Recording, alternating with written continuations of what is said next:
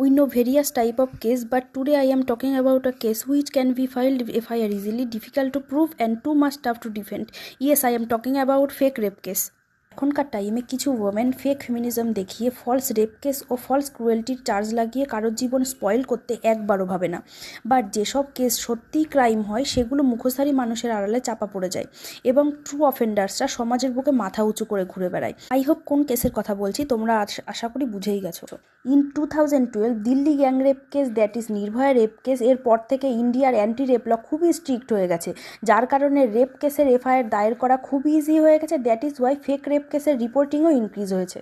একটা fake rape case শুধুমাত্র সেই ব্যক্তির রেপুটেশন নয়, তার সাথে সাথে তার জব প্রসপেক্টেশন, মেন্টাল হেলথ, এমনকি তার ও তার পুরো ফ্যামিলির লাইফটাই স্পয়েল করে দেয়। যদি মনে হয়ে থাকে এমন কোনো সিচুয়েশনে তুমি পড়তে পারো, তবে একদমই টাইম ওয়েস্ট না করে এই 3টে স্টেপ তুমি নিতে পারো। ফার্স্টলি, কাউন্টার FIR দায়ের করতে পারো। সেকেন্ডলি, একজন ভালো ডিফেন্স ক্রিমিনাল লয়ার হায়ার করতে পারো যে তোমাকে সঠিক গাইডেন্স দেবে।